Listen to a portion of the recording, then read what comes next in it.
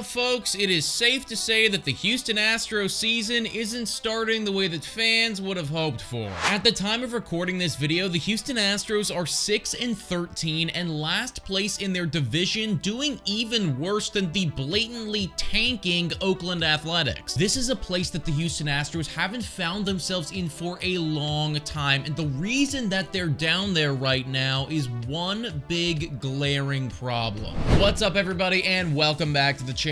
In this one, folks, we're going to be talking about the Houston Astros and why they're doing so poorly right now and whether or not fans should be worried for the rest of the season. Before we get into it, I encourage you guys to hit the like and smash the subscribe button if you enjoy baseball content and discussion so you don't miss any future videos. All right, folks, let's get into it. So to start, I want to make something very clear. This is not the lineup's fault. I was genuinely shocked to see that the Houston Astros were 6-13 because right now their lineup is ranked 5th in the MLB with an OPS of 767. Your Don is being your Don, Kyle Tucker is being Kyle Tucker, and honestly across the board the hitting is doing really well, which effectively means that there is one area that we can look at to blame for the rocky start of the Houston Astros: the pitching. The Houston Astros pitching to start the season so far has been, well, terrible. My disappointment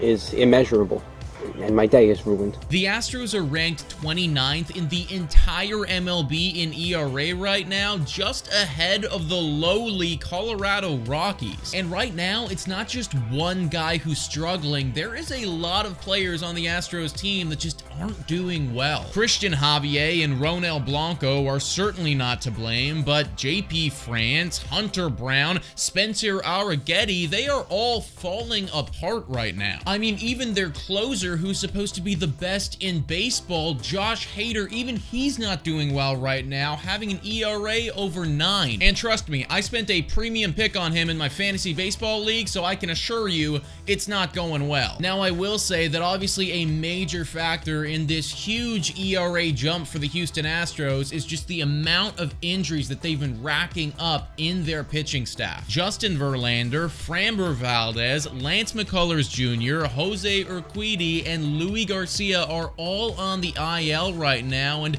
every single one of those guys would stand to play a big role with the team if they were healthy. Effectively, what's going on here is that all of these injuries are forcing other players into roles that they're not necessarily comfortable with and wouldn't normally find themselves in, and most of them, other than Ronel Blanco, who literally threw a no-hitter earlier this year, are doing rather poorly. And it goes without saying, but this is a big problem for the Houston Astros. I have no doubt that when they get all of their players back from injury and once everybody gets back to their normal role, that the Astros will figure it out, but that might not be for a while. Now, the Astros should get Verlander back this weekend, and that will obviously be a big boost, but the timetable on Framber is still relatively unclear, and for a while anyways, they're gonna need to continue to roll with these guys that they currently have. And the schedule for the next bit is really gonna test them. In the next 20 games for the Houston Astros, 13 of them are gonna be against teams who are above 500, not necessarily the stretch that you would have wanted